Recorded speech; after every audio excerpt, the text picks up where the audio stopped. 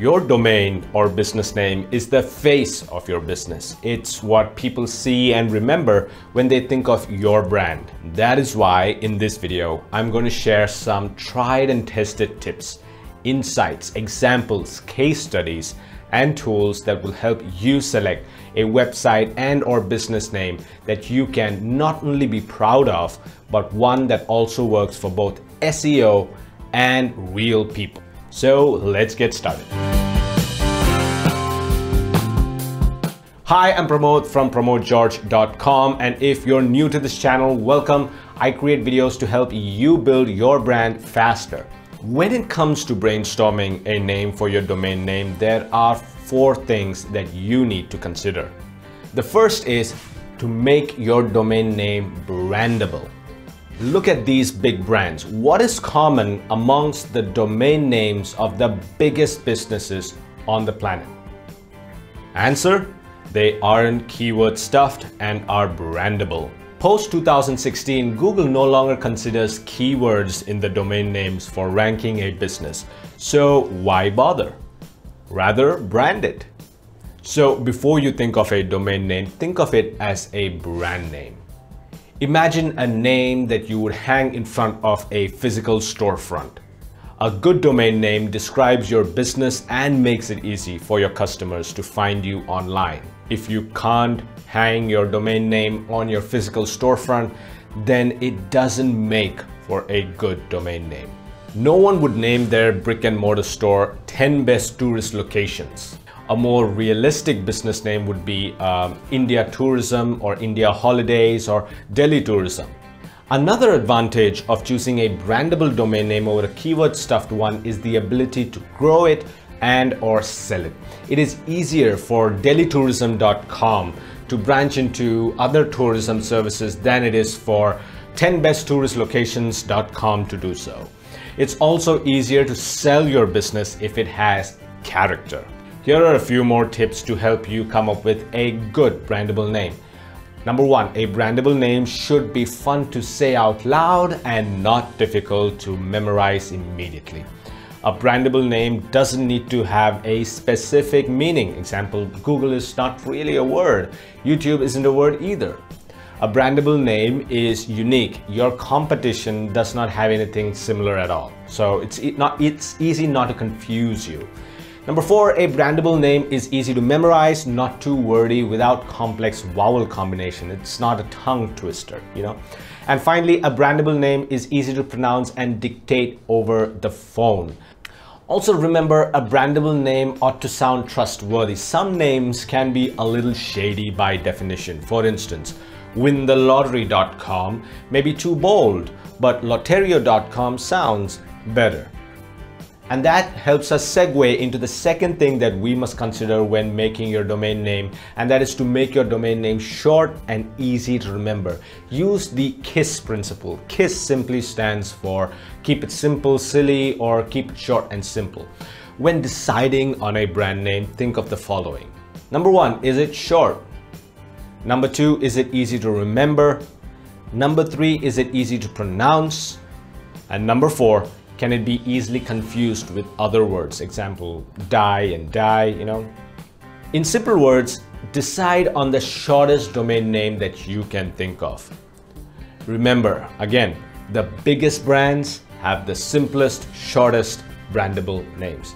Example, google.com, amazon.com, landrover.com, and here's the difference, newyorktimes.com.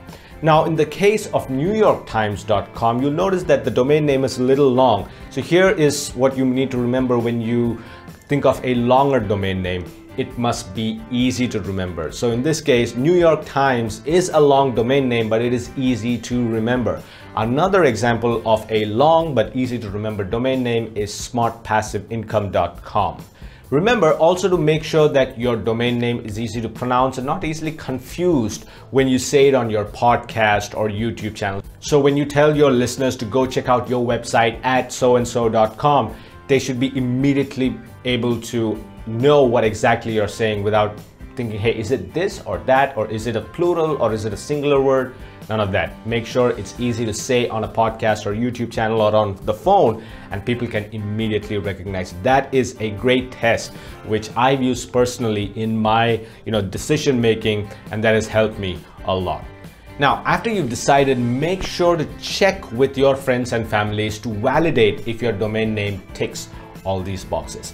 I'll share my personal checklist at the end of this video. I'll go through it, so make sure you keep watching. Now, the third thing to consider is to make your domain name a .com TLD or top level domain. Having a .com domain extension is a definite advantage in both SEO and practical terms. The .com extension is by far the most commonly used and recognized TLD. People have a built-in association with .com being the default extension for a website. Everyone simply assumes that a website's extension is .com, and you can use this exploit as an advantage and build a higher quality brand simply by choosing a .com extension. Now, this is going to sound a little controversial, but if your website name with the .com extension is taken, then perhaps you should either forget about that name entirely, or try contacting the current owner to see if they're willing to sell the domain to you. Warning, this could be expensive. I remember the problem with not having a .com extension when I repeatedly searched for a website called Zen Courses as zencourses.com, when actually the website was located at zencourses.co. So try to avoid confusion and just stick with the .com extension. It's better for your brand and easier for your audiences to find you with that extension. The fourth thing to consider is if your domain name is available on social media platforms as a username. Now, this is something that a lot of people don't recognize as important to brand building until it's too late, and you won't find other YouTubers talking about this a lot because many haven't actually come this far. Having the same username across multiple platforms will make it easy for your audiences to find you online on their favorite social platforms.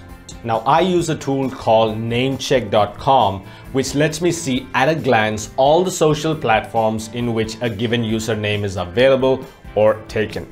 So for example, if I search for the username at Amazon, Namecheck will check all the social media platforms listed on its page and will highlight the platforms in green in which the username for Amazon hasn't already been taken. In this case, you will see that the username at Amazon is taken on Facebook, Twitter, Instagram, etc., and actually still available on platforms like Vimeo and PayPal. Well, never know. If you click on the link of those platforms, Namecheck will redirect you to the usernames page on that particular social platform, just in case you want to check out their stuff. Neat. We are not done yet. Here are a few bonus tips that will help you avoid common pitfalls when brainstorming your domain name. Number one, don't use numbers or dashes in your name. They are hard to type, look unprofessional, and is not brandable. Number two, don't use confusing words. And I've said this already in the video. Don't use spellings which can be misunderstood as another word like two or air and hair. Make sure your domain name is easy to pronounce and dictate over the phone. Number three, don't misspell. Please check your domain name spelling before you hit the register button, because you wouldn't believe how many people make this mistake. And finally, check for awkwardness. To see what I mean, consider the real-life URLs of the following legitimate company names. I just leave them on the screen for you to read and check it out yourself.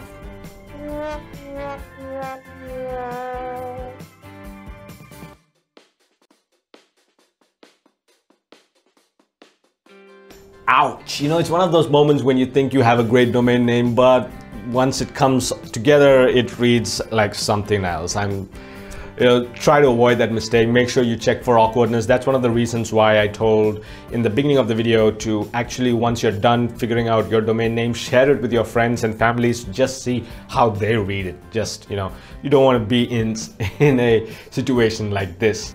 So remember, carefully reviewing your final selection before hitting the register button is always a good idea. When it comes to tools that can help you come up with a better domain name, there are two which I recommend. There are a few other tools which I'm testing out, like an AI-based domain name suggestion service, but as of this recording, these services do not yet compare to the ingenuity of the human mind. If you want to learn more about these services, check out this video's accompanying blog article. Links are in the description. So let's look at the recommendations for now. The first one which I would recommend is thesaurus.com. Thesaurus.com helps you find similar words around a particular meaning.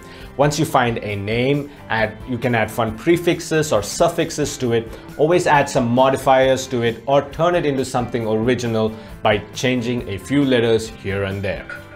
The second tool recommendation is leandomainsearch.com. Lean Domain Search, created by the guys at Automatic, also known for WordPress.com, is a domain name generator that helps you find great available domain names for your website. Now, as promised, here is a simple template that I use to validate my domain names. Let's go to the computer and I'll explain this in more detail. So this is the template that I was talking about, the one checklist to rule them all.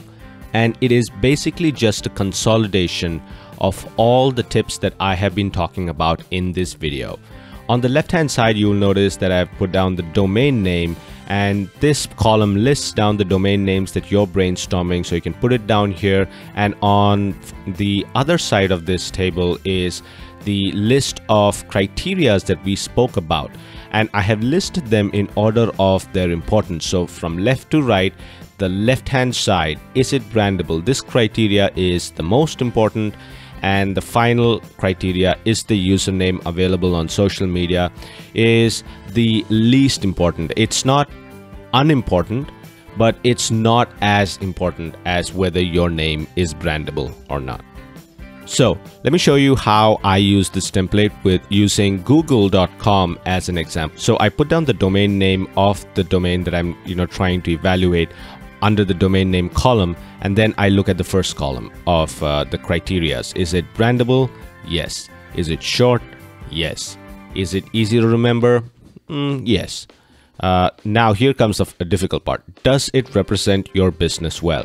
Well, does Google give you a very good idea of what it does as a business or what kind of services it offers? Actually, no. The same goes for Amazon or Apple. If I would look at, just Amazon.com, would that tell me that it is a logistics company? No. If I looked at Apple, the domain name or the company name, the business name, Apple, would that tell me that they sell, electronic devices? No. So does it represent your business well? Well, in this case, it doesn't. Is it not easily confused with other words? Yeah, Google, it can be confused sometimes, but it's not easily confused with other words. So yes, it passes this test as well. Is it a .com extension? Yes, great. Is the username available on social media? Yes. When Google was starting out, the username wasn't available on different social media, so it was available, so go for Google. Another example that I wanted to give was smart passive income. You might have heard about this if you are in the passive income niche and you're trying to figure out how to build a passive income. It's run by Pat Flynn. So I wanted to use this example to show you how he's built out a domain name and how that works out in our criteria. So is it brandable? Yes. Smart passive income is something that has grown to become a lighthouse that people can flock to when they want to learn more about passive income. So it has actually become brandable. The second criteria, is it short? Well, in this case, no. But if you remember, the criteria the sub criteria that we need to consider when we look at a long domain name is whether it's easy to remember, and smartpassiveincome.com is easy to remember. Yes. Does it represent your business well? In this case, smart passive income represents the business well. It talks about how you can build Smart passive income streams. Great. Is it not easily confused with other words? Yes, it can't be easily confused with other words. So when I say it, on the phone or on a podcast or on a YouTube video, people can easily understand what I'm trying to say. Is it a .com extension? Yes. Is the username available on social media? Yes. So, and finally, this is the points column. So I just wanted to add up all the yeses versus the total number of criteria in here. So that's 7 yeses out of 8, which is the total number of criteria that we've got. So here's something you need to remember. If your domain name satisfies more than 4 of the above parameters, you're actually good. Remember, it's often not possible to achieve all parameters, and that is okay. If you want this exact template, I leave a link in the video description. You can sign up to get your template there, or just go ahead and use this template as a basis for you to build your own. So you might in the future discover that there are now new features that you want to include in this template, so feel free to do that. But if you're like me and you want to use a tried and tested template, I would recommend you use this. If you want a link to this template, I'll leave a link in the video description. You can go there and download it. Now, the only thing left for you to do is to register your domain name, and I've made a separate video for that. So make sure you watch that video and complete your training.